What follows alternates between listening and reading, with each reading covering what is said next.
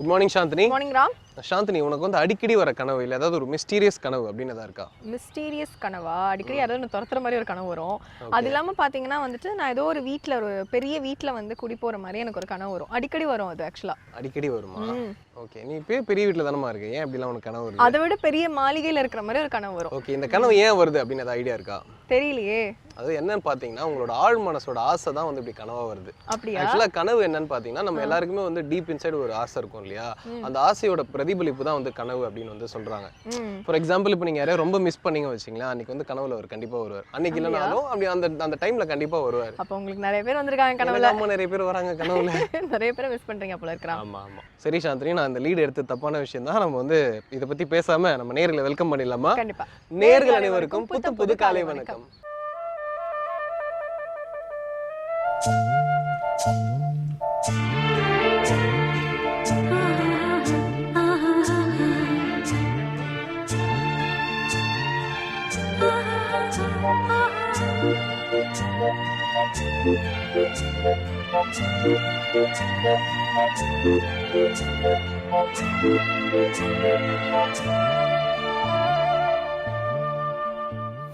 So Ram, கோயில் போகிற பழக்கம்லாம் இருக்கா?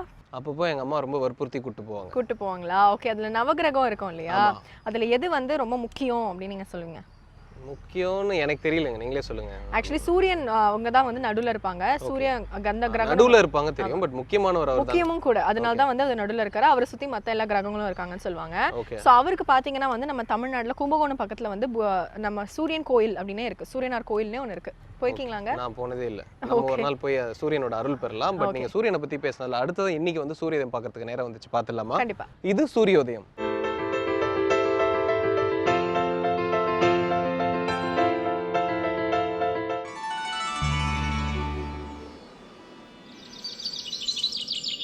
இன்று 28/10/2015 புதன்கிழமை, மன்மத வருடம் ஐப்பசி மாதம் 11ஆம் தேதி. இன்று சூரியோதயம் 6:03.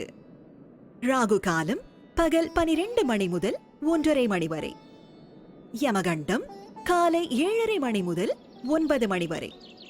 குளிகன் காலை 10:30 மணி முதல் 12 மணி வரை. திதி மாலை 3:54 வரை பிரதமை, பிறகு துவிதியை. பரணி நட்சத்திரம்.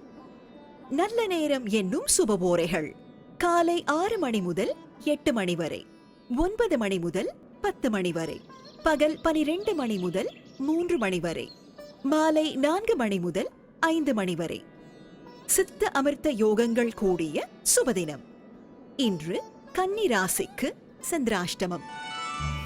சாந்தினி, நம்ம பழங்காலத்துலேருந்தே பார்த்தீங்கன்னா நம்ம முன்னோர்கள்லாம் வந்து எழுத்து மூலமாகவும் பாடல் மூலமாகவும் ஒரு மனுஷன் வந்து எப்படி இருக்கணும், அவனுக்கு வந்து எவ்வளோ செல்ஃப் கண்ட்ரோல் இருக்கணும், அவன் எத்திக்ஸ் எப்படி இருக்கணும், டிசிப்ளின் எப்படி இருக்கணும், அதாவது தனி மனித ஒழுக்கம் வந்து ஒரு மனுஷனுக்கு எவ்வளோ முக்கியம் அப்படின்ற மாதிரி நிறைய நூல்கள் வந்து எழுதியிருக்காங்க இல்லையா. அதுலேயும் குறிப்பாக பார்த்தீங்கன்னா அகநானூறு, புறநானூறு, இந்த 2 நூல்களும் வந்து நம்ம சின்ன வயசில் கூட செயல் பகுதியெல்லாம் படிச்சிருப்போம். அது ரொம்பவே முக்கியமான விஷயம். அதாவது ஒரு மனுஷன் வந்து ஒரு கம்ப்ளீட் மேன் எப்படி இருக்கணும், அவனுக்கு உண்டான குவாலிட்டிஸ் என்னென்ன இருக்கணும் அப்படின்னு பார்த்தீங்கன்னா இந்த 2 புக்லேயே வந்து பதிவு செஞ்சிருக்காங்க நம்ம முன்னோர்கள். ஆமாம். ஸோ நிறைய விஷயங்கள் வந்து செயல் பகுதியில் வந்து நம்ம படிக்கும் போது ரொம்ப இன்ட்ரெஸ்டிங்காக இருக்கும். நிறைய கதைலாம் கூட இருக்கும். நான் ரொம்ப இன்ட்ரெஸ்டடா படிக்கிறேன். கதைனா ஏன் உங்களுக்கு இவ்வளவு பிடிக்குது? ஆமா, கதைனா எனக்கு ரொம்ப பிடிக்கும். சோ அந்த மாதிரி நம்ம பழையங்காலத்து கதையை வச்சே வந்து ஒரு மோரலும் கொடுத்திருப்பாங்க அந்த செயல் பகுதியில.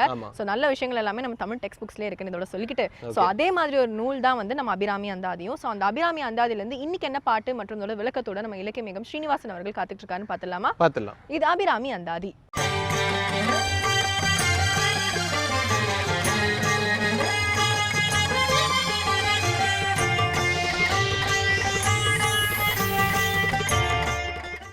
ஸ்ரீ வித்யோபாசனாசக்தம் ஸ்ரீ வித்யாபீடபூஷணம் ஸ்ரீ வித்யாபினவம் வந்தே ஸ்ரீ கிருஷ்ணானந்த சர்க்குரும். அனைவருக்கும் இனிய காலை வணக்கம். அபிராமி அந்தாதி அற்புத தமிழ் பாக்களிலே 46வது பாடல் யோக நிலை அடைய என்கின்ற தலைப்பிலான பாடல். வாழும்படி ஒன்று கண்டுகொண்டேன், மனத்தே ஒருவர் வீழும்படி அன்று விள்ளும்படி அன்று, வேலை நிலம் 7 பருவரை 8 எட்டாமல் இரவு பகல் சூழும் சுடர்க்கும் நடுவே கிடந்து சுடர்கின்றதே என்ற அருமையான பாடல். வாழ்கின்றாய் வாழாத நெஞ்சமே வல்வினைப்பட்டு ஆழ்கின்றாய் என்று சொல்லுவார் மாணிக்கவாசகர். வாழ்கின்றாய் வாழாத நெஞ்சமே என்று சொல்லுவார். நாம் எப்படி வாழ்கிறோம்? ஒரு வயதான ஜென் துறவி, நீண்ட நாள் வாழ்ந்தவர்.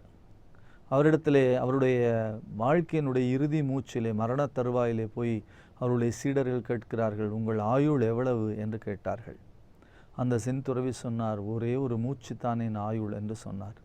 இவர்களுக்கு ஒரே வியப்பாக இருந்தது. அவர் கண்களை மூடிக்கொண்டார். கடைசியிலே அவர் செய்த உபதேசம் அதுதான். எது ஆயுள் ஒவ்வொரு மனிதனுக்கும் என்று கேட்டால் ஒரு மூச்சு தான் அவனுடைய ஆயுள். எப்படி ஒரு மூச்சு என்றால் ஒவ்வொரு மூச்சும் ஒவ்வொரு ஆயுள். நாம் நிகழ்காலத்திலே வாழ்கிறோமோ அதுதான் மிகப்பெரிய கேள்வியாக இந்த உலகத்திலே இருக்கிறது. நாம் என்ன செய்கிறோம்? நிகழ்காலத்திலே வாழ்கிறோம் என்று சொல்லிவிட்டு கடந்த காலத்தை தூக்கி மனதிலே வைத்து கொண்டு கவலைப்படுகிறோம், கஷ்டப்படுகிறோம். அதை மாற்ற முடியுமா என்று யோசித்து பார்க்கிறோம். ஏன் அப்படி செய்தோம், இப்படி செய்திருக்கலாமே என்று நாம் வருத்தப்படுகிறோம். அல்லது இப்படியெல்லாம் நாம் திட்டமிட்டிருக்கலாமே என்று நம்முடைய சிந்தனையை போட்டு குழப்பிக் கொள்கிறோம். இல்லை என்று சொன்னால் நிகழ்காலத்திலே எதிர்காலத்தை எடுத்து கையிலே வைத்து கொண்டு எதிர்காலத்திலே இப்படியெல்லாம் ஆகிவிடுமோ என்று பயப்படுகிறோம். எதிர்காலத்திலே இப்படியெல்லாம் செய்ய முடியுமா என்று திட்டமிட்டு பார்க்கிறோம். எதிர்காலத்திலே இதையெல்லாம் செய்ய வேண்டும் என்று சொல்லி பல்வேறு வகைகளை கவலைப்படுகிறோம்.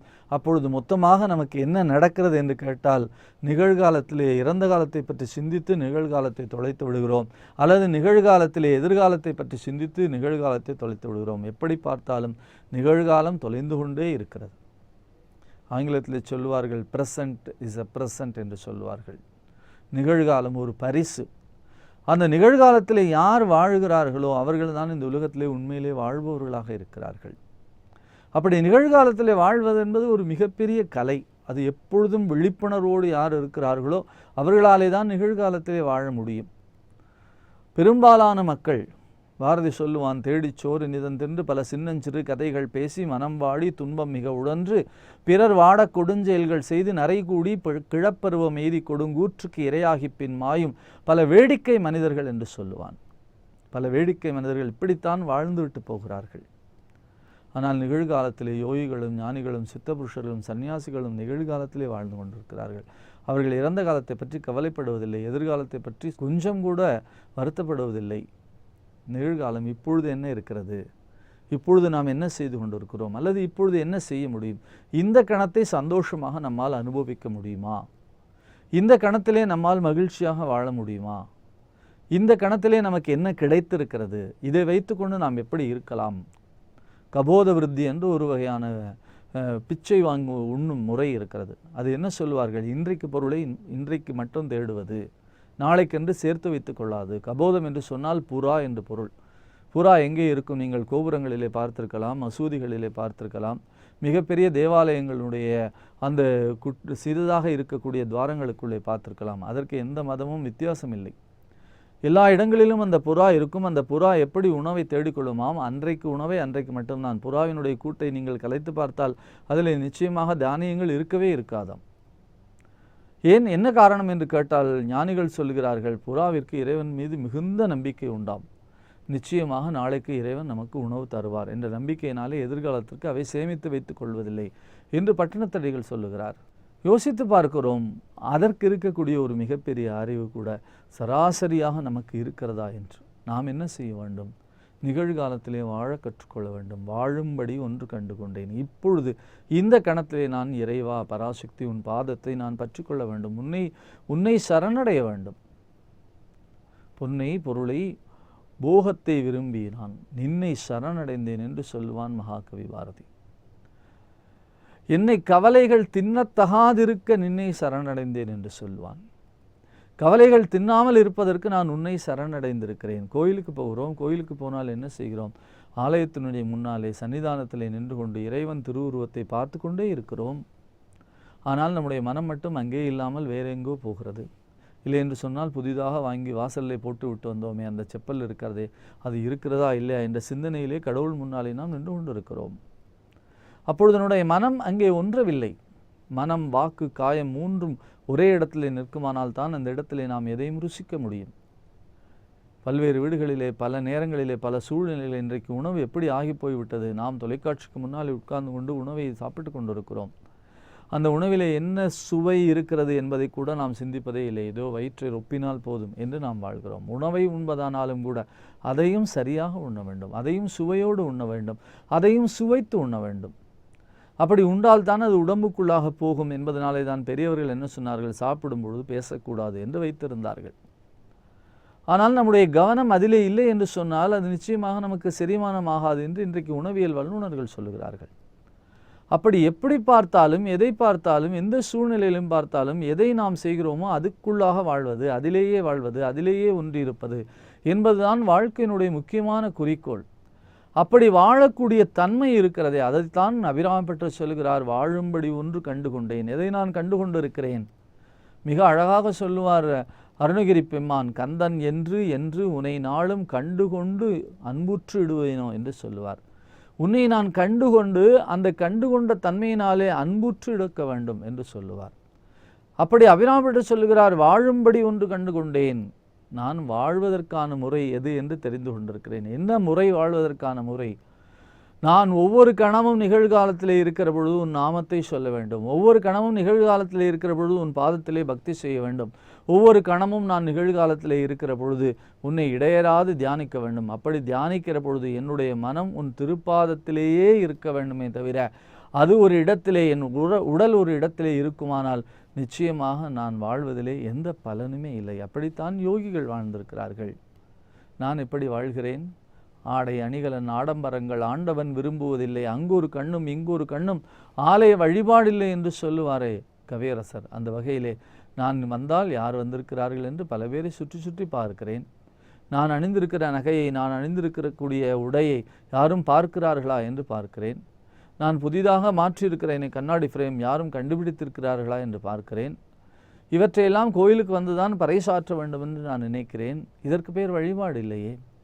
நான் வந்தால் எனக்கும் இறைவனுக்குமாக இருக்கக்கூடிய நீண்ட நாளைய பல பிறவிகள் இருக்கிறதே, அதற்கு தொடர்பான அந்த தன்மை இருக்கிறதே, அந்த தன்மையை உறுதிப்படுத்திக் கொள்வதற்காக அவன் சன்னிதானத்திலே வந்து நின்று அவனை பார்த்து மெய்யுருகி என்னுடைய கண்களிலே இருந்து நீர் கசிய நான் பிரார்த்தனை செய்தேன் என்று சொன்னால் நான் நிகழ்காலத்திலே அவனை வழிபாடு செய்கிறேன், நிகழ்காலத்திலே நான் பராசக்தியை வழிபாடு செய்கிறேன் என்பதுதான் பொருளாக முடியும்.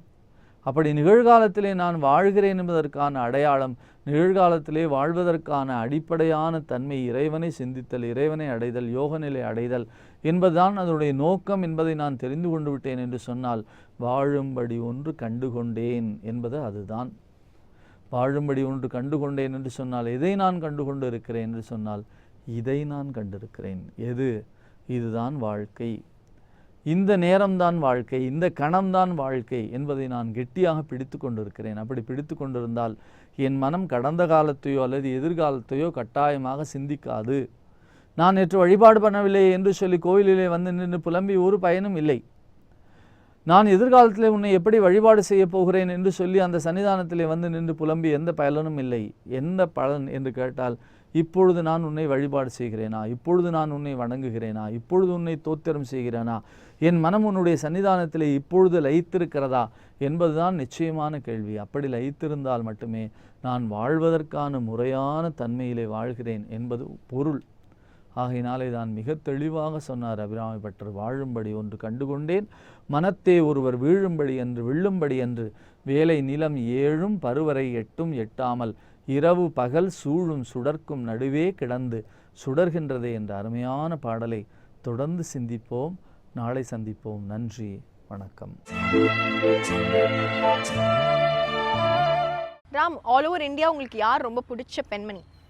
எங்க அம்மா மலர்கொடி தான் எனக்கு ரொம்ப பிடிச்ச பெண்மணி. அப்படியா? உங்க அம்மா பாத்துட்டு இருக்காங்களா? அதுக்காக விட்டா வார டெய்லி வந்து பாத்துட்டு இருக்காங்க. ஓகே, ஆக்சுவலி வந்து எனக்கு பிடிச்ச ஒரு நேஷனல் லீடர் அப்படின்னு பாத்தீங்கன்னா இந்திரா பிரியதர்ஷினி. ஓகே, நீங்க வந்து உங்க அம்மான்னு சொன்னதுனா தியாகி லிஸ்ட்ல உங்களை சேர்த்துக்கலாம். ஏன்னா உங்களை பெற்றிருக்காங்க. கரெக்ட் தான், கண்டிப்பா தியாகி தான். எங்க அம்மா அப்பாவும் தியாகி தான். ஓகே, நம்ம coming back to Indira Priyadarshini பாத்தீங்கன்னு வச்சுக்கோங்களேன். அவங்க ஆக்சுவலி வந்து ஒரு மிகப்பெரிய பொலிட்டிக்கல் லீடர், இது எல்லாமே தெரியும். ஜவஹர்லால் நேருவோட மகள். ஓகே, அவங்க எல்லாருக்குமே ஆப்வியஸா தெரியும். இந்திரா காந்தி அப்படின்னு நம்ம அழைக்கிறோம். ஸோ இந்திரா காந்தி பாத்தீங்கன்னா வந்துட்டு ரொம்ப டாம் பாய்ஷா, ஒரு ஆண்மகனுக்கு உண்டான எல்லா குவாலிட்டிஸுமே அவங்களுக்கு இருக்கு. ரொம்ப போல்டான ஒரு பர்சனாலிட்டி அப்படின்னு சொல்லலாம். நம்ம வாழ்க்கையில வந்து எப்பவுமே இவ்வளோ போல்டா இருக்கவங்க பின்னாடி வந்து நிறைய நெகட்டிவ், ரொம்ப கிரிட்டிசைஸ் பண்ண மக்கள் வந்து நிறைய பேர் இருப்பாங்க இல்லையா? அப்படி ஒரு இன்சிடென்ட் பாத்தீங்கன்னா அவங்க வாழ்க்கையில் நடந்திருக்கு. அவங்க அத்தையே பாத்தீங்கன்னா அவங்க ரொம்ப கிரிட்டிசைஸ் பண்ணி ஜவஹர்லால் நேரு சொல்லியிருக்காங்க. என்ன சொல்லியிருக்காங்க அப்படின்னா, இவ ஆண் பிள்ளை மாதிரி எதுக்கு இவ்வளவு வளர்க்குற, ரொம்ப போல்டா இருக்கா, இவனை நாட்டையை போய் காப்பாற்ற போறா, நாளைக்கு இன்னொருத்தவங்க வீட்டுக்கு தானே போறா அப்படின்லாம் பேசியிருக்காங்க. ஸோ இதே வந்து நம்ம இந்திரா காந்தி ஒரு சேலஞ்சா எடுத்துக்கிட்டு நாட்டை காப்பாற்றுறதுக்காக நிறைய முயற்சிகளை ஈடுபட்டிருக்காங்க. அதுக்கப்புறம் அவங்க சொந்தக்காரங்க தான் தூண்டி விட்டுருக்காங்க. ஆமா, என் லைஃப்லயும் இந்த சொந்தக்காரங்க வந்து ரொம்ப விளையாண்டுட்டு இருக்காங்க. ஷோ பார்ப்பாங்க பார்த்துட்டு போறாங்க.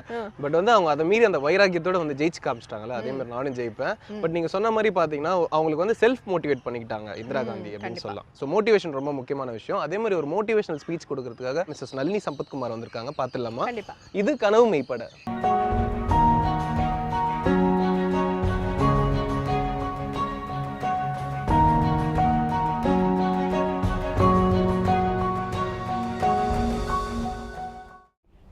டிவி நேயர்களுக்கு இனிய காலை வணக்கம்.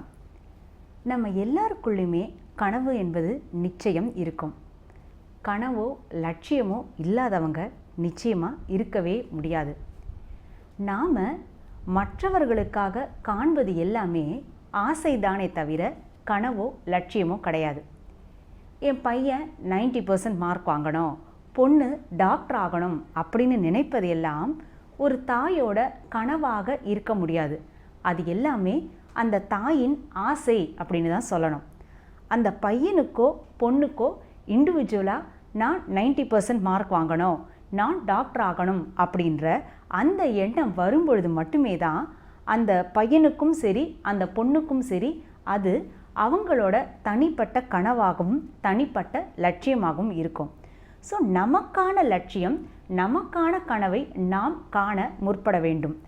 மற்றவங்க இந்த மாதிரி மாறணும், மற்றவங்க இதை சாதிக்கணும் அப்படிங்கிறது தான் என்னுடைய கனவு என்று நாம் நினைக்காமல், நான் இதை சாதிக்கணும், நான் இப்படியெல்லாம் முன்னேறணும்னு நம்முடைய அந்த ஆட்டிடியூடை நாம் கொஞ்சம் மாற்றும் பொழுது மட்டுமே தான் நம்முடைய கனவுகள் என்பது மெய்ப்பட ஆரம்பிக்கும். குறிப்பாக பிஸ்னஸ் வேர்ல்டில் நுழைஞ்சவங்க எல்லாருக்குமே ஓவர் நைட் சக்ஸஸ் என்பது எனக்கு கிடைச்சிடணும், என்னுடைய அந்த பிராண்டிங், அந்த பர்சனல் பிராண்டிங் என்பது இமீடியட்டாக கிடைச்சிடணும் அப்படின்னு நினைப்பாங்க. திரும்ப திரும்ப பிஸ்னஸ் உலகத்தில் அவங்களுக்கு தொடர்ந்து தோல்விகள் கிடைக்கும் பொழுதெல்லாம் என்னடா வாழ்க்கை இது அப்படின்ற ஒரு சலிப்பு தான் அவங்களுக்குள்ள எழும். பிஸ்னஸ் வேர்ல்டு அப்படின்னே இல்லைங்க, டெய்லியே நம்முடைய நடைமுறை வாழ்க்கையில் நாம் எத்தனையோ விஷயங்களை செய்யணும், எத்தனையோ விஷயங்களை செஞ்சு சாதிக்கணும்னு நாம் நினைப்போம். ஆனால் நம்முடைய முயற்சிகள் எல்லாம் நமக்கு இன்ஸ்டன்ட் சக்ஸஸ் கொடுக்காம நிறைய சமயங்கள் தோல்வி மேலே தோல்வி நமக்கு ஏற்படும் பொழுதெல்லாம் நம்முடைய மனசு துவண்டு போவது இயல்பான ஒரு விஷயம்தான். இன்றைக்கி நான் ஷேர் பண்ணக்கூடிய இந்த 3 முத்தான ஸ்டோரிஸ்களையும் இந்த முத்தான கதைகளின் நாயகர்களையும் நாம் கொஞ்சம் டெய்லியே நினச்சி பார்த்துக்கிட்டா போதும், நமக்குள்ள அந்த தோல்வியால் துவளக்கூடிய அந்த மனோபாவம் என்பது நமக்குள்ள எழவே எழாது. First அக்கியோ Morita. இந்த பேரை நான் சொன்னேன்னா என்னது அச்சச்சோ போயிட்டியா, என்ன சொன்னீங்க புரியலையே அப்படின்னு நீங்கள் எல்லாருமே கேட்பீங்க. சோனி இதை சொன்னால் தெரியாதவங்களே இருக்க முடியாது. மொரிட்டா தான் சோனியின் நிறுவனத்தை நிறுவியவர். இன்ஸ்டன்ட் சக்ஸஸ் என்பது உடனடியாக அவருக்கு கிடைச்சிடுதா? நிச்சயமாக இல்லை. சின்ன வயசுலேருந்தே உலக மக்கள் வியந்து பாராட்டுற மாதிரியான ப்ராடக்ட்ஸ்களை கொண்டு வரக்கூடிய ஒரு மிகப்பெரிய நிறுவனத்தை தான் நிறுவனம் அப்படின்னு தான் மொரிட்டா கனவு கண்டார். ஸோ தன்னுடைய கனவுக்கு தீனி போடுற மாதிரி நாம் எதையுமே முதல்ல எடுத்ததுமே பெருசாக செய்வோம் அப்படின்னு சொல்லி முதலாக அந்த சோனி நிறுவனம் கொண்டு வந்த ப்ராடக்ட் என்னன்னு பார்த்தீங்கன்னா ரைஸ் குக்கர்ஸ். இதை நிச்சயமாக உலக மக்கள் எல்லாருமே வரவேற்பாங்க, இந்த ரைஸ் குக்கரை உலக மக்கள் எல்லாருமே வாங்குவாங்க அப்படிங்கிற நம்பிக்கையில் சோனி நிறுவனம் ஏகப்பட்ட ரைஸ் குக்கர்களை முதல்ல தயாரித்து மார்க்கெட்டில் விற்பதற்காக முற்பட்ட பொழுது அவங்களுக்கு விற்ற ரைஸ் குக்கர்ஸ் மொத்தமே 75 ரைஸ் குக்கர்கள் தான்.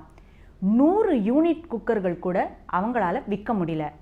சரி, நமக்கும் இந்த பிஸ்னஸ்க்கும் ஒத்து வரவே வராது போல இருக்கு, இந்த பிஸ்னஸை விட்டுருவோம், சோனிக்கு இதோட நாம் மூடு விழா நடத்திடுவோம் அப்படின்னு மொரிட்டா ஒரு நாளும் நினைக்கவே இல்லை. நம்மக்கிட்ட கற்பனை திறன், அந்த க்ரியேட்டிவிட்டி என்பது அபண்டன்ஸாக இருக்கும் பொழுது நிச்சயமாக அந்த க்ரியேட்டிவிட்டியை புகுத்தி மக்கள் விரும்புகிற மாதிரியான பல வகையான ப்ராடக்ட்ஸ்களை வெற்றிகரமாக நம்மால் நிச்சயமாக கொண்டு வர முடியும். அந்த ப்ராடக்ட்ஸ்களுக்கான வரவேற்பு என்பதும் உலக தரத்தில் உலக மக்கள் அனைவருமே வரவேற்கும் விதமாக நிச்சயமாக இருக்கும் அப்படின்னு ஆணித்தரமாக நம்ப ஆரம்பித்தார் மொரிட்டா. அவருடைய அந்த நம்பிக்கை பொய்யாகவே இல்லை. இன்றைக்கி சோனி எந்த இடத்துல இருக்குது அப்படின்னு நான் சொல்லி தான் உங்களுக்கு தெரியணும் அப்படின்றதே கிடையாது. 1966 ரொம்ப அழகாக ஜப்பானிய மொழியில் மொரிட்டா எழுதிய அந்த புக்கோட டிரான்ஸ்லேஷன் என்ன அப்படின்னு பார்த்தீங்கன்னா, உங்களுடைய ஸ்கூல் ரெக்கார்ட்ஸ்களை திரும்பவும் நீங்கள் விசிட் செய்யாதீங்க அப்படிங்கிறது தான் அந்த புக்கோட டைட்டில். அது என்ன அப்படின்னா, வாழ்க்கையில் நாம் எல்லாருமே பல கட்டங்களில் பல தவறுகளை செஞ்சுருப்போம். ஆனால் ஒவ்வொரு புது முயற்சியை நாம் எடுக்கும் பொழுதும் அந்த முயற்சியில் நாம் வெற்றி பெறாமல் போவதற்கான பல்வேறு காரணங்கள் இருந்தாலும் முக்கியமான காரணம் என்ன அப்படின்னா, இந்த முயற்சியை நாம் முன்னாடி எடுத்த பொழுது இந்த மாதிரியான தவறுகளை எல்லாம் நாம் செஞ்சிட்டோமேன்னு திரும்ப திரும்ப அந்த தவறுகளை நாம் நினச்சிக்கிட்டே இருந்தோம் அப்படின்னா நாம் மேன்மேலும் அந்த முயற்சியில் முன்னோக்கி போய்கிட்டே இருக்க முடியாது. அந்த புக்கோட சாரம் இதுதான். தவறுகள் செய்வது மனித இயல்பு, ஆனால் செய்த தவறையே திரும்ப ரிப்பீட் செய்யாமல் இருப்பது தான் வெற்றியாளரின் இயல்பு. வெற்றியாளராக நீங்கள் மாறணுமா? தவறு செய்வதற்காக பயப்படாதீர்கள், தயங்காதீர்கள். ஆனால் செய்த தவறையே திரும்பவும் ரிப்பீட் செய்யாதீங்க அப்படின்ற ஒரே சாரத்தை தான் அந்த புத்தகம் ரொம்ப அழகாக வலியுறுத்தும். முதல் முறையாக ஒரு ரைஸ் குக்கரை நாம் தயாரித்து விற்றுருக்கோம். அதை அந்த மார்க்கெட்டில் விடும் பொழுது மக்கள் அதற்கு வரவேற்பு கொடுக்கல அப்படின்னா அதை ஒரு தோல்வி என நினைத்து பார்க்காமல் நாம் எந்த இடத்துலலாம் தவறு செஞ்சோம் அப்படிங்கிற அந்த மிஸ்டேக்குகளை மொரிட்டா திருத்திக்கிட்டதுனால மட்டுமே தான் சோனி இன்னைக்கு உலகத்தின் நம்பர் 1 நிறுவனம் அப்படிங்கிற பேரை பிடிச்சிருக்கு. அடுத்தது கர்னல் சாண்டர்ஸ் 1009 தடவைகள் ரிஜெக்ஷன்ஸ்களை மட்டுமே பரிசாக பெற்றுக்கொண்டு தன்னுடைய 65வது வயதில் 65th இயரில் அவர் தொடங்கிய ஒரு நிறுவனம் இல்லை ஒரு ஃபுட் செயின் இன்னைக்கு உலகத்தில் எல்லா மூலையிலுமே இருக்குது. கர்னல் சாண்டர்ஸ் அப்படின்னு நான் சொன்னேன்னா நம்மளில் நிறைய பேருக்கு அந்த பேர் நிச்சயமாக தெரிஞ்சிருக்க வாய்ப்பில்லை.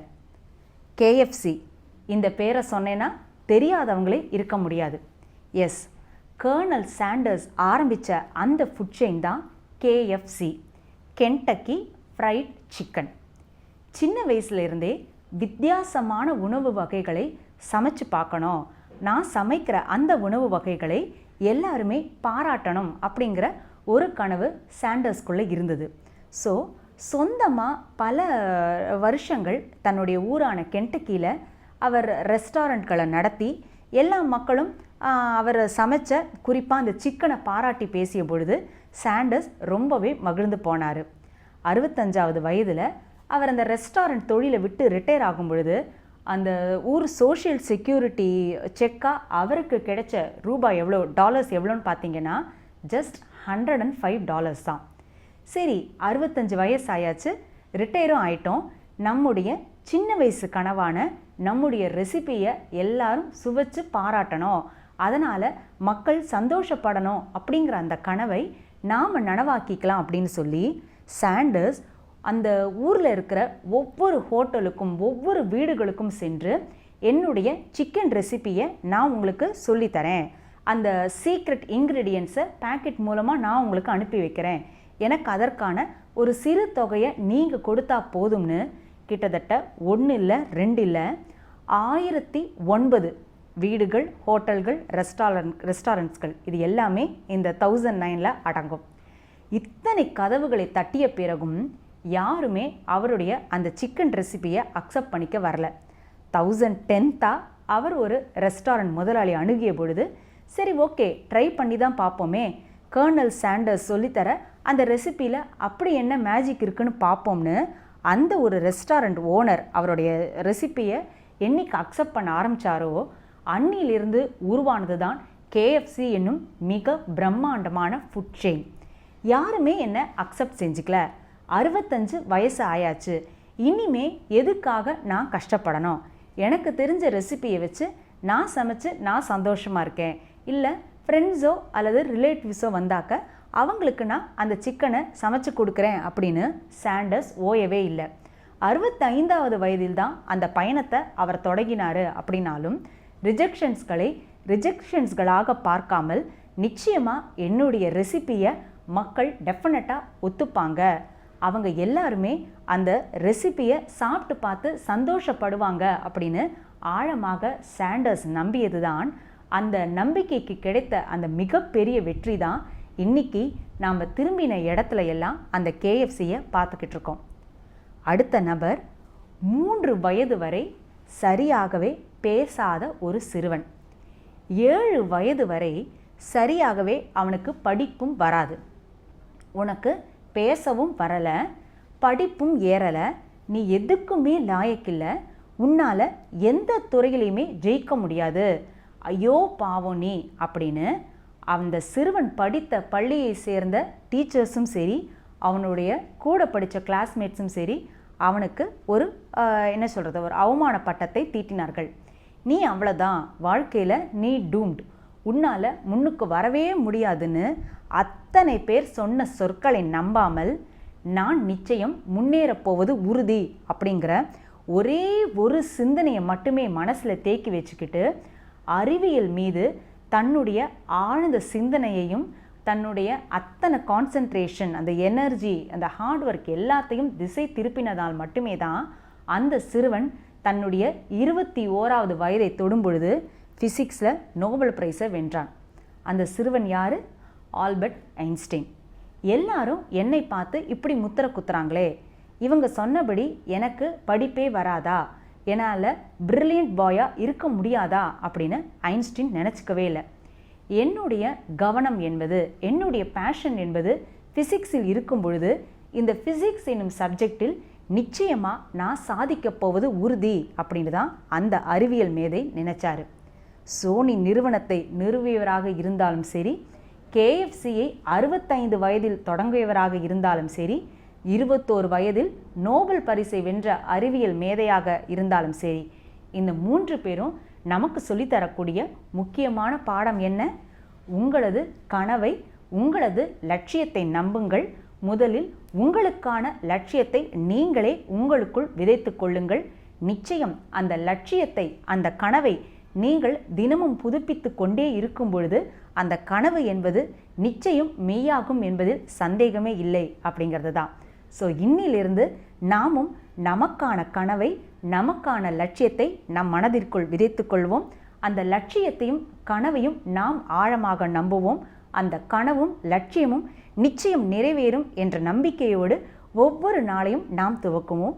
மீண்டும் ஒரு இன்ட்ரெஸ்டிங்கான, இன்ஸ்பைரிங்கான கதையோடு உங்கள் அனைவரையும் அடுத்த நிகழ்ச்சியில் சந்திக்கிறேன். அதுவரை நன்றி, வணக்கம். சாந்தினி, உங்களுக்கு கொஞ்ச நாளாக உடம்பு சரியில்லை அப்படின்னு சொன்னீங்க இல்லையா? உங்களுக்கு வந்து சளி, இருமல், ஏன்னா எபிசோடில் வேறு நீங்கள் ரொம்ப இருமிட்டே இருக்கீங்க. அதனால் உங்களுக்கு ஒரு வீட்டு வைத்தியம் நான் சொல்ல போகிறேன். சொல்லுங்க பார்க்கலாம். சரி, ஓகே, சொல்கிறேன், நோட் பண்ணிக்கோங்க. கற்பூரவல்லி, மிளகு, துளசி, வெத்தலை, இது 4யும் வந்து ஒரு டம்ளர் தண்ணி எடுத்துக்கோங்க. அதில் இதெல்லாம் போட்டுட்டு கொதிக்க வைக்கணும். கொதிக்க வச்சுட்டு இதை 1/2 டம்ளர் ஆக்கிட்டு அப்புறம் நீங்கள் குடிச்சிங்கன்னா, இந்த கஷாயத்தை நீங்கள் குடிச்சிங்கன்னா சளி, இருமல்லாம் காணாமல் போயிடும். நீங்கள் வர வர ஒரு டாக்டர் மாதிரியே பேச ஃபியூச்சரில் வந்து ஆமாம், ஒரு குறிப்பிட்ட ஏஜுக்கு அப்புறம் எனக்கு ப்ரொஃபஷன் வேறு வேணும் இல்லையா? ஆமாம், MBBS படிக்காத டாக்டர் ஆயிடுவீங்கன்னு நினைக்கிறேன். ஸோ இதே மாதிரி வீட்டில் இருக்க நிறைய மூலிகைகள், அதோட மருத்துவ குணங்கள் பற்றி சொல்கிறதுக்காக சித்த மருத்துவர் ராஜமாணிக்கம் காத்துக்கிட்டு இருக்காரு. பார்த்துடலாம். இது மூலிகை மருத்துவம்.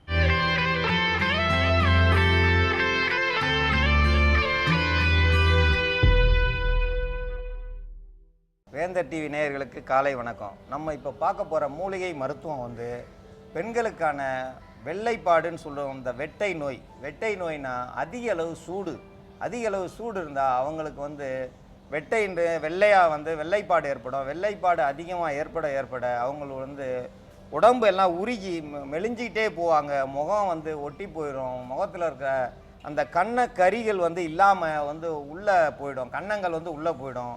கண் பார்வை வந்து குறைய ஆரம்பிச்சிடும். அதிக அளவு அவங்களுக்கு கோபம் வரும். இதுக்கெல்லாம் காரணம் என்னென்னா, இன்றைக்கி வந்து யாருமே தலைக்கு எண்ணெய் தேய்க்கிறது கிடையாது. எண்ணெய் தேய்ச்சிட்டா அந்த அழகு கட்டுறோன்னு நினைங்க. எண்ணெய் தேய்க்க முகம் அழகு அதிகமாகும். குழந்தைகளுக்கு எண்ணெயை தேய்ச்சிட்டு வளர்த்தாங்க, அன்றைக்கி எல்லாருமே நல்லா தான் இருந்தாங்க. இன்றைக்கி யாருமே எண்ணெய் தேய்க்கிறதில்ல, எல்லாருமே தலையை விரித்து போட்டு திடுறாங்க. அன்றைக்கி பாஞ்சாலி ஒருத்தர் பொம்பளை தான் தலை விரித்து போட்டு திரிஞ்சாங்கன்னா, இன்றைக்கி எல்லாருமே பாஞ்சாலி மாதிரியே இருக்காங்க. ஏன்ட்டு தெரியல. ஏன்னா தலைக்கு எண்ணெய் தேய்க்கணும். தலைக்கு எண்ணெய் தேய்ச்சா கண்ணுக்கு சூடு குறையும், உடல் சூட்டை குறைக்கும். உடல் சூட்டை வந்து ஒரே சீராக வச்சுருக்கோம். கை காலில் எண்ணெய் தேய்ச்சா வெளியில் இருக்கிற சூட்டை உள்ளே விடாது, உள்ளே இருக்கிற சூட்டை வெளியில் விடாது. அதிக அளவு எதிர்ப்பு சக்தி இருக்கும். நோய் எதிர்ப்பு சக்தி வந்துச்சுன்னா அவங்களுக்கு வந்து எல்லா உடலில் பலமும் கூடிடும். இந்த பலமே இல்லாமல் இன்றைக்கி பார்த்தீங்கன்னா எல்லாருமே வந்து முந்தி மாதிரி வந்து யாருமே பாவாடை தாவணி இன்றைக்கி யாருமே பார்க்க முடியாது. எல்லாருமே பேண்ட்டு போட ஆரம்பிச்சிட்டாங்க. ஆண்களுக்கு சரிசமமாக பேண்ட்டு போடுறாங்க. பெண்கள் வந்து பாவாடை தாவணியே இன்றைக்கி போடுறதில்ல. ஏன்னா போட்டால் வந்து அது ஏதோ அசிங்கமாக நினைக்கிறாங்க. அசிங்கம்லாம் கிடையாது. அது வந்து இயற்கையாக அதை அந்த கட்டியிருக்கும் பொழுது அவங்களுக்கு வந்து உள் உறுப்புகள் வந்து நல்லா வந்து பலமாக இருந்துச்சு.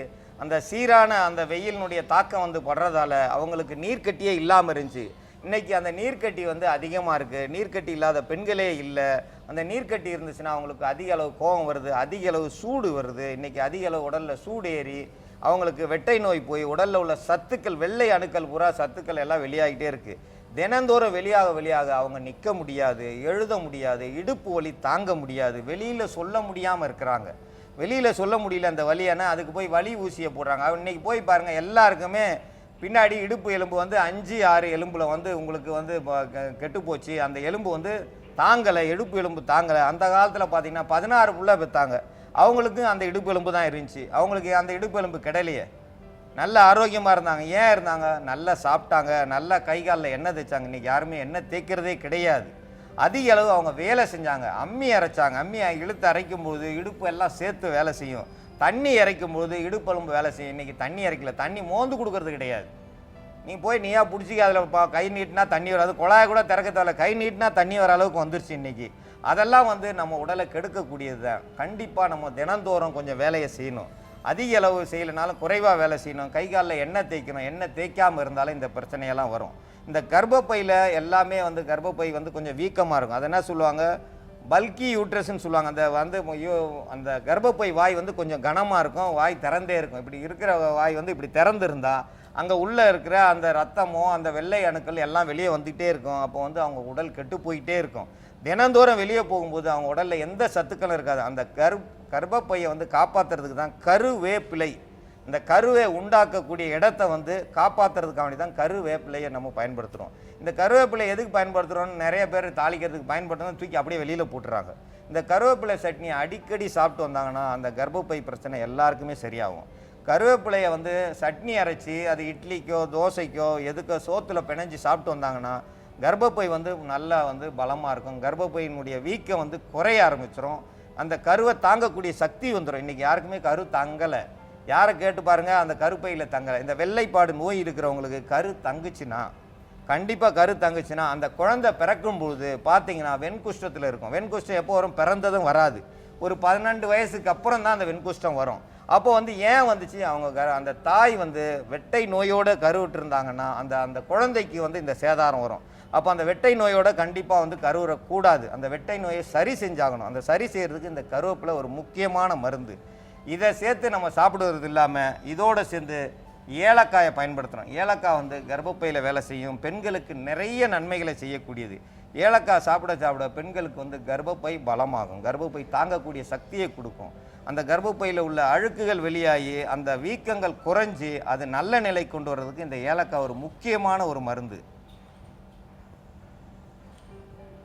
பாதாம் பிசுன்னு சொல்கிறோம். பாதாம் பிசுன்னா பாதாம் மரத்திலிருந்து ஒரு கொத்தி விட்டோம்னா அதில் வடிகிற திரவம் தான் பிசுனா எடுக்கிறாங்க. இது வந்து அதிக அளவு வந்து வட இந்தியாவிலேருந்து தான் கொண்டு வராங்க. இங்கே இருக்கிற மரத்தில்னா அவங்களுக்கு எடுக்க தெரியாமல் நிறைய பேர் மரத்தை வெட்டி எரிஞ்சிடுறாங்க. மரத்தை வெட்டக்கூடாது. வெட்டாமல் அதில் லேசாக கொத்தி விட்டு அந்த காயத்திலேருந்து வடிகிற அந்த பிசுன் தான் வந்து பாதாம் பிசுன். இந்த பிசுனை வந்து சாப்பிட்டா வெட்டையை போக்கும், பாதாம் பருப்பை சாப்பிட்டா அணுக்களை கூட்டும். அப்போ ரெண்டுமே நல்லதை தான் செய்யும். அப்போ பிசுனை எடுத்துக்கிறணும். பிசுனை எடுத்து நம்ம பயன்படுத்திட்டு வந்தோம்னா வெள்ளை அணுக்களை வந்து வெளியேற்ற விடாமல் பாதுகாக்கும். உடம்பு மெலிஞ்சு போயிட்டு வரவங்களுக்கு உடலை வந்து பாதுகாக்கும். உடம்பு வந்து எவ்வளோ மெலிஞ்சிட்டு போனாலும் அந்த உடலை வந்து பாதுகாத்து அந்த உடம்புல உள்ள சதை உருக்கியை வந்து கட்டுப்படுத்தும். வெட்டை நோய் வந்துச்சுன்னா அவங்க ஒல்லியாக இருப்பாங்க. பார்த்தீங்கன்னா அவங்க இடுப்பில் சேலை துணி கூட நிற்காது, வெறும் எலும்பு தான் இருக்கும். அந்த அளவுக்கு உடலை உருக்கிக்கிட்டே போகும். அவங்க உடம்பும் மனசும் கெட்டு போயிருக்கும். அதிக அளவு கோபம் வரும், ஞாபக சக்தி இல்லாமல் போயிடும். குழந்தைகள் மேலே அதிக கோபம் வரும், கணவன் மேலே அதிகமாக கோபப்படுவாங்க. எந்த ஒரு வேலையும் அவங்களால செய்ய முடியாதால கோபத்திலேயே அவங்களுடைய செயலை காட்டுவாங்க. அவங்களுக்கு இது ஒரு சிறந்த மருந்தாக வரும். இந்த பாதாம் பிசின் சாப்பிட சதையை வந்து மீண்டும் கொண்டு வரும். உடலில் சதையை உருக விடாமல் மீண்டும் பெருக வைக்கும். வெள்ளரி விதை, வெள்ளரி பழம் நம்ம சாப்பிட்றோம். வெள்ளரி பழம் சாப்பிட்டாலே ரொம்ப நல்லது. கண்ணுக்கு குளிர்ச்சி, வயிற்றுக்கு நல்லது, நம்ம சிறுநீரகத்தை காப்பாற்றக்கூடியது. இந்த வெள்ளரி விதையை நீங்கள் சாப்பிட்டீங்கன்னா சிறுநீரகம் நல்லா போகும். அணுக்கள் வந்து நிறையா வந்து சேர ஆரம்பிச்சிடும். தேவையில்லாத அந்த கசடுகள் வெளியாகிடும். சிறுநீரகத்தில் கசடு என்னென்னா நம்ம சாப்பிட்டு கல்லாகக்கூடிய கசடுகள் வந்து வெளியாகிறோம். வெள்ளரி விதையை சாப்பிட நமக்கு வீரம் அதிகமாகும், அதிக அளவு அணுக்கள் கூடும். வெளியே போன அணுக்களை வந்து மீண்டும் வந்து நமக்கு அந்த சத்தை கொடுக்கறதுக்கு இந்த வெள்ளரி விதையை பயன்படுத்துகிறோம். வெள்ளரி விதையை பயன்படுத்தி அந்த வெளியே போன வெட்டையில் எவ்வளோ நம்ம சத்து போச்சோ அந்த சத்தை மீண்டும் பிடிக்கிறதுக்காக வேண்டி தான் இதை செய்கிறோம். இதோடு சேர்ந்து நம்ம ஆட்டுப்பால் ஏன் சொல்கிறோன்னா ஆட்டுப்பாலை சாப்பிட்டாலே அணுக்கள் கூடும். ஆட்டுப்பாலை சாப்பிட பெண்களுக்குள்ள எல்லா சூடுகளும் குறையும். உடல் சூடு குறையணும். முதல்ல கை காலில் எண்ணெய் தேய்க்க சொல்கிறோம்னா அந்த சூட்டை குறைக்கிறது தான். உடல் கவசம் தான் எண்ணெய் தேய்க்கிறது. என்னென்னா தேங்காய் எண்ணெய் தான் தேய்க்கணும். தேங்காய் எண்ணெயை லேசாக சூடு பண்ணி தேய்ச்சோம்னா இன்னும் நல்லாயிருக்கும். அவங்களுக்கு எந்த ஒரு நோயும் இருக்காது. இருக்கிற நோயை குறைக்கும், அதிக அளவு ஆக்க விடாது. அதனால் எண்ணெயை உடலில் தேய்ச்சிக்கங்க. ஆட்டுப்பால் தினந்தோறும் குடிச்சிட்டு வந்தால் எவ்வளவு சூடு எவ்வளவு வெட்டை இருந்தாலும் சரியாகும். மெலிஞ்ச உடலை மீண்டும் பழைய மேனியை கொண்டு வரும். வசீகர முகத்தை கொண்டு வர வைக்கணும்னா ஆட்டுப்பால் சாப்பிடணும். வசீகர முகம்னா ஒருத்தரை பார்த்தோம்னா திரும்பி அவங்கள பார்க்க தோணணும். அதுதான் வசீகர முகம். அந்த முகத்தை பார்த்தால நமக்கு எதுவுமே ஒத்து வராது. அந்த முகத்தை பார்க்கக்கூடாதுன்ற எண்ணம் வரக்கூடாது. ஏன்னா முகம் ஒட்டி கன்னங்கள் ஒட்டி போய் கண்ணு குழி விழுந்து அந்த பார்வையே ஒளி இழந்து இருக்கும். அதை பார்க்கும்போது நமக்கு வருத்தம் தான் இருக்கும். அதெல்லாம் மீண்டும் வரணும்னா இந்த ஆட்டுப்பால் சாப்பிடணும். இந்த ஆட்டுப்பாலோட சேர்த்து நம்ம இந்த மருந்தெல்லாம் கலவையை செஞ்சு சாப்பிட்டு வந்தோம்னா அந்த வெட்டை நோய் காணாமல் போகும். வெட்டை நோயை விரட்டி அடிக்கிறதுக்கான மருந்தை இப்போ நம்ம தயாரிக்க போகிறோம்.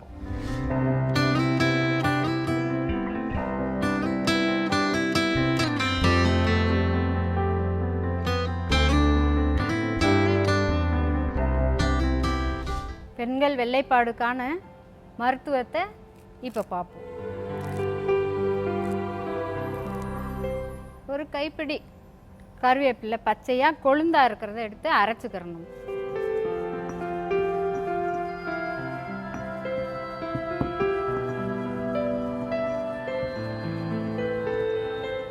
அது கூட ஒரே ஒரு ஏலக்காய் சேர்த்து அரைக்கணும்.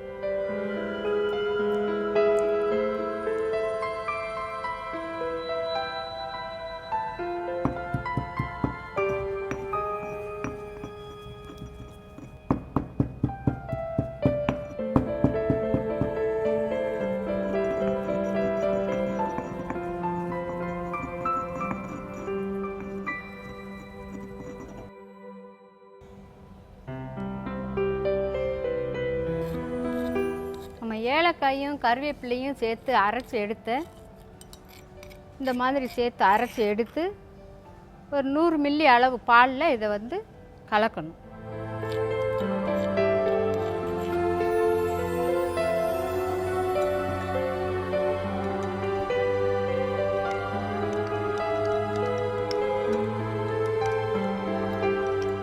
இது கூட நம்ம இனிப்புக்கு தேவையான அளவுக்கு பனை வெல்லம் சேர்த்துக்கணும். கருவேப்பிலையும் ஏலக்காயும் சேர்ந்துருக்கிறதுனால ரேசாக ஒரு கார்ப்பு தன்மை இருக்கும்.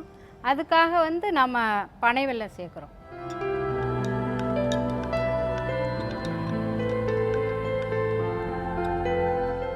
இப்போ இந்த கலவை கூட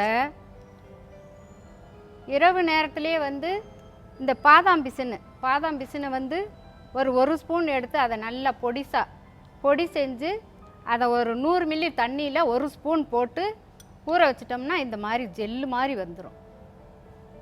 இப்போ இதை நம்ம அந்த பாலோட மிக்ஸ் பண்ணுறோம்.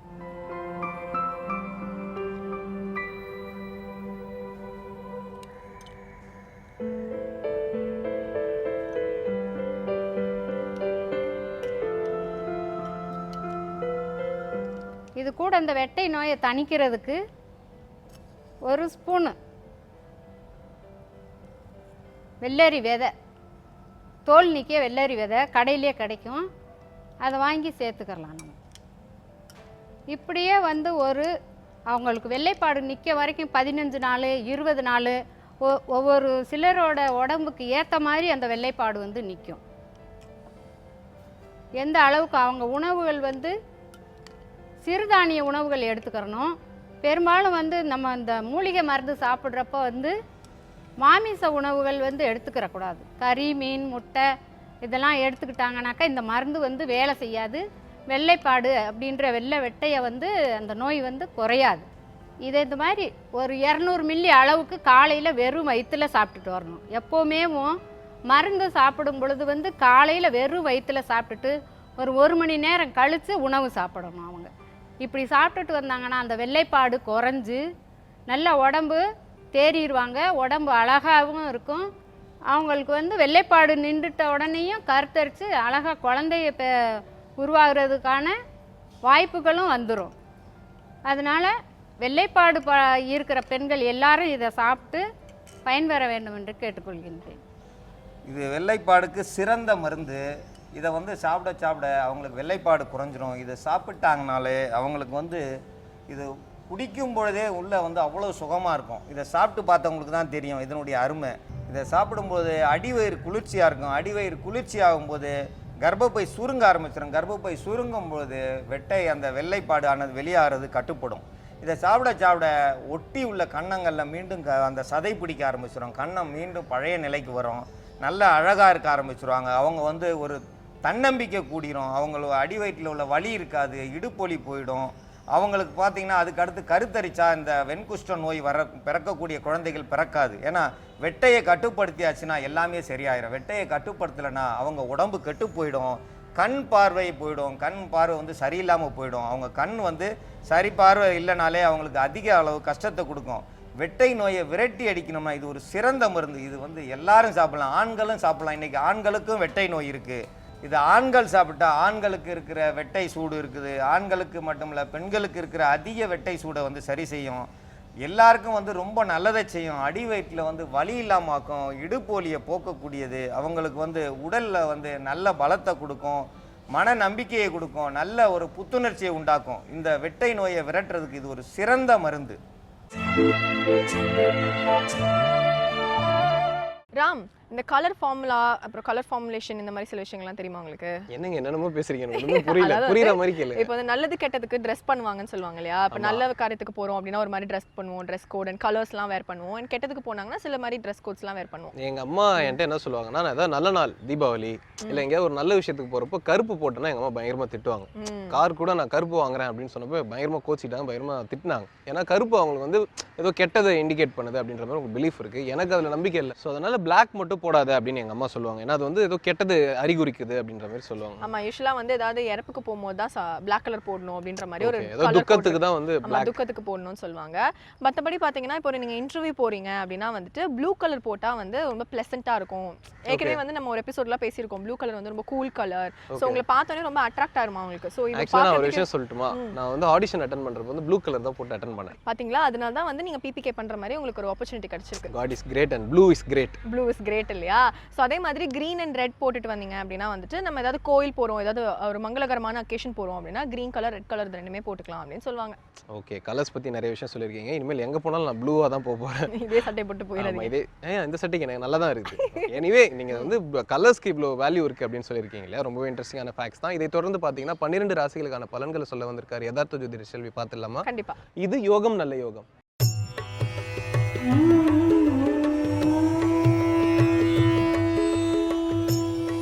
வேந்தர் டிவி நேயர்களுக்கு அனைவருக்கும் இனிய காலை வணக்கம். யோகம் நல்ல யோகம் நிகழ்ச்சியில் ஒவ்வொரு நாளும் உங்களை சந்திப்பதில் மகிழ்ச்சி அடைகின்றேன். இன்றைய நாளானது பார்த்தீர்கள் என்றால் 28ஆம் தேதி 10வது மாதம் 2015ஆம் ஆண்டு ஐப்பசி மாதம் 11ஆம் நாள் புதன்கிழமை. மேஷம் முதல் மீன வரை உள்ள ராசி நேயர்களுடைய தினப்பலன்களை பார்ப்போம். முதலாவதாக பார்க்கக்கூடிய ராசிக்காரர்கள் மேஷராசிக்காரர்கள். மேஷராசிக்காரர்களுக்கு வெளிவட்டாரத்திலோ உத்தியோகத்திலோ தொழிலமைப்பிலோ வியாபாரத்திலோ காணப்பட்ட எந்தவித பிரச்சனையும் இன்று பெரிதாக காணப்படாது. பணத்தில் சந்தோஷமும் அனுகூலமே காணப்படுகிறது.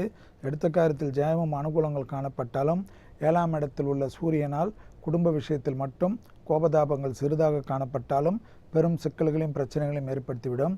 எனவே குடும்ப விஷயத்தில் மிக அமைதியை கணை காட்டுவது நன்மையும் அனுகூலத்தையும் வெளிவட்டாரத்திலும் ஏற்படுத்தி தரக்கூடிய நாள்.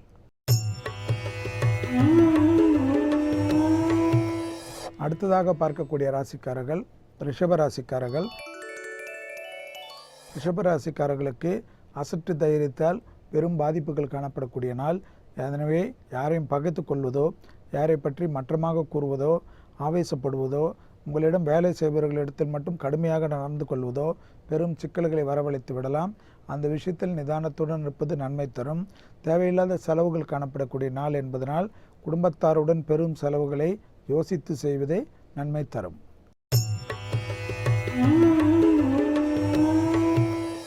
அடுத்ததாக பார்க்கக்கூடிய ராசிக்காரர்கள் மிதுன ராசிக்காரர்கள். லாபம் அனுகூலங்கள் குடும்பத்திற்கும் வெளிவட்டாரத்திலும் நல்ல பண வரவில் காணப்பட்ட பிரச்சனைகள் நிவர்த்தி புதிய பொருள் சேர்க்கை, ஆடை ஆபரண சேர்க்கை, வண்டி வாகனங்கள் மாற்றங்கள், மனதிற்கும் உங்களுக்கும் சந்தோஷ அமைப்பை காணப்படும். நாள்கள் மற்ற கிரகங்கள்லாம் பார்க்காமல் நல்ல நாளை சரியாக வளமாக வளர்த்தி கொள்வது உங்களுடைய சாமர்த்தியத்தை பொறுத்தது.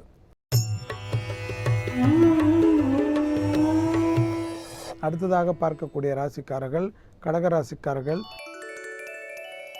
உத்தியோகத்தில் காணப்பட்ட இந்த சுணக்கங்கள் பரிபூர்ணமாக நிவர்த்திகள்.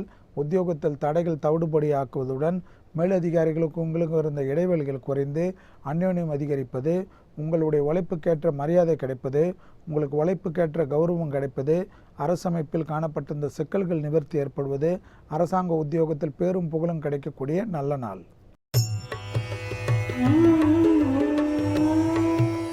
அடுத்ததாக நாம் பார்க்கக்கூடிய ராசிக்காரர்கள் சிம்ம ராசிக்காரர்கள்.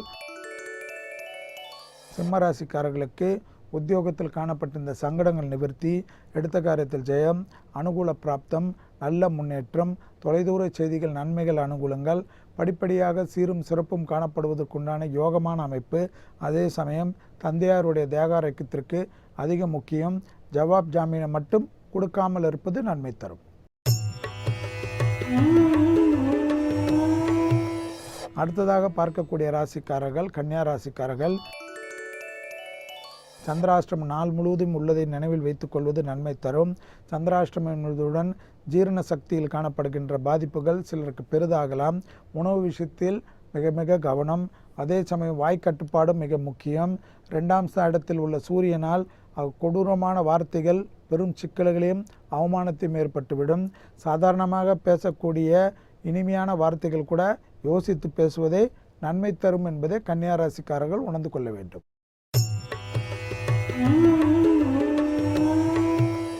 அடுத்ததாக பார்க்கக்கூடிய ராசிக்காரர்கள் துலாம் ராசிக்காரர்கள். குடும்பத்தில் அசாதாரணமான சூழ்நிலையை உருவாக்கி கொள்ளாதீர்கள். குடும்பத்தில் சிறிது மூஞ்சை காட்டினாலும் அது பெரிய பாதிப்பை ஏற்படுத்திவிடும். பிள்ளைகள் விஷயமாக இருக்கட்டும், துணை அல்லது துணைவியாராக இருக்கட்டும், உங்களுடன் இருப்பவர்கள் விஷயத்தில் கோபதாபங்கள் வேண்டாம். பிறரிடம் வம்பு அளப்பதையும் தவிர்த்து கொள்ளுங்கள். எந்தவித பயணங்கள் வந்தாலும் எடுத்துக்கொள்ளுங்கள். வரவுக்கு மீறிய செலவுகள் காணப்பட்டாலும் அது அனாவசியமான செலவு இல்லை, அவசியமான செலவு என்பதனால் செலவு செய்வதற்கு முக்கியத்துவம் கொடுங்கள். படிப்படியாக பொறுமையாக இருந்தாலே எல்லா விஷயமும் உங்களுக்கு ஏற்றவாறு மாறுவதை கண்கூடாக பார்க்கலாம்.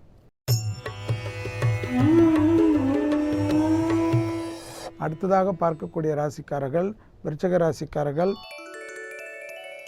தைரியம், ஏற்றம், அனுகூலங்கள், தொட்டது தொடங்கக்கூடிய காலகட்டங்கள், எதிர்பார்க்காத இடத்திலிருந்து நல்ல செய்திகள், கொடுக்கல் வாங்கல் பிரச்சனைகள் நிவர்த்தி ஏற்படுவது, புதிய ஒப்பந்தங்கள், புதிய முயற்சிகள், பூமியால் மிகப்பெரிய அனுகூலங்கள், புது வீடு கட்டுவது, புது வீடுக்கு பூஜை போடுவது போன்ற விஷயங்கள்லாம் யோகத்தையும் அனுகூலத்தையும் தருவதுடன் மண்ணால் மிகப்பெரிய லாபம்.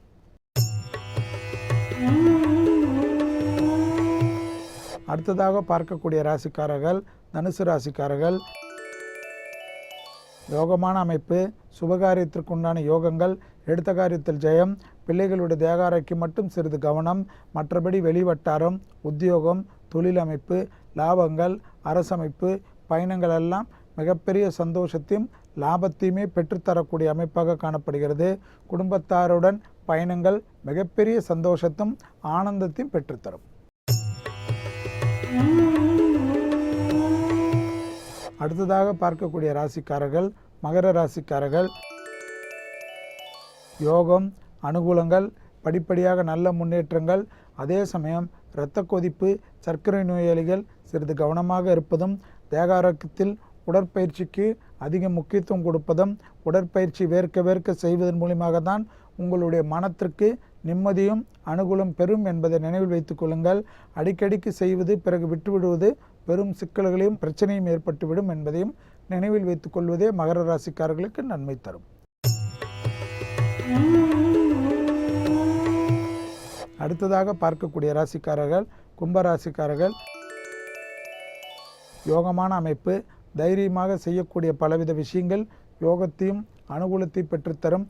அரசமைப்பில் யோகம், தனிப்பட்ட உத்தியோகத்தில் யோகம், வியாபாரத்தில் அபிவிருத்திகள், கூட்டு தொழிலில் இருந்தவர்கள் நிவர்த்தி ஏற்பட்டு தனியாக தொழில் செய்யக்கூடிய அளவுக்கு முன்னேற்றங்கள், கேளிக்கை போன்ற விஷயங்கள் அனுகூலத்தை பெற்றுத்தரும். எந்தவித பயணமும் உங்களுக்கு ஏற்றத்தையும் அனுகூலத்தையுமே காட்டுகின்றது.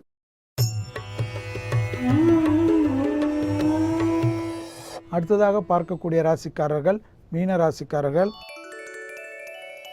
வாய் வார்த்தைக்கு மதிப்பு, மரியாதை, எடுத்த காரியத்தில் ஜெயம், அனுகூலங்கள், யோகமான நாள், படிப்படியாக நல்ல முன்னேற்றங்கள், எடுத்த காரியத்தில் சீரும் சிறப்பு, தொட்டது தொடங்கக்கூடிய காலகட்டம், தைரியம் தன்னம்பிக்கை வளர்வது கொண்ட யோகமான அமைப்பு. வாய் வார்த்தைகளில் மட்டும் தேன் தடவிய வார்த்தை மீனராசிக்காரர்களை மேலும் பிரமாதப்படுத்துவதுடன் உங்கள் வாழ்க்கையில் முன்னேற்றத்தை வீடு தேடி வருவதற்குண்டான யோகத்தை தரும். மீண்டும் நாளை யோகம் நல்ல யோகம் நிகழ்ச்சியில் சந்திப்பதில் மகிழ்ச்சி அடைகின்றேன். நன்றி, வணக்கம். ஸோ சாந்தினி, நம்ம நிகழ்ச்சியோட முடிவுக்கு வந்துட்டோம். அதுவும் நீங்கள் குறிப்பாக அந்த இந்திரா காந்தி பற்றி பேசுனீங்க பார்த்தீங்களா, அது வந்து எனக்கு ரொம்ப பிடிச்சிருந்தது. அது மட்டும் இல்லாமல் கலர்ஸ் பற்றியும் நிறைய விஷயங்கள் சொன்னீங்க. ஸோ அதெல்லாம் வந்து ரொம்ப இன்ட்ரெஸ்டிங்காக இருந்தது. இருமலுக்கு ஏதோ வீட்டு வைத்தியம் சொன்னீங்களா, நான் போய் ட்ரை பண்ணலான்னு இருக்கேன். தயவு செய்து ட்ரை பண்ணுங்க. நான் வந்து ஃபியூச்சர் டாக்டர் அப்படின்றது வந்து நீங்கள் வந்து உங்களை வச்சு தான் நான் டெஸ்ட் பண்ண போகிறேன். நாங்கள் சுற்றி அப்புறமா வந்து விக்ஸின் எழுதி வாங்கிக்கிறோம். சரி, ஓகே. இதை தொடர்ந்து பார்த்தீங்கன்னா அடுத்ததாக உலக நடப்பை நாட்டு நடப்பை சொல்றதுக்காக வேந்திரன் இளங்கதர் காலை செய்திகள் காத்துட்டு இருக்கு. அது அவங்க பார்க்கணும். நம்ம கிளம்பிடலாம். ஸோ இதே மாதிரி நாளைக்கும் நிறைய இன்ட்ரெஸ்டிங்கான செக்மெண்ட்ஸோட நாங்கள் உங்களை வந்து சந்திக்கிறோம். அடுத்து Chandni Mathivanan and Arjun Ram signing off from the team of புது காலை. Bye.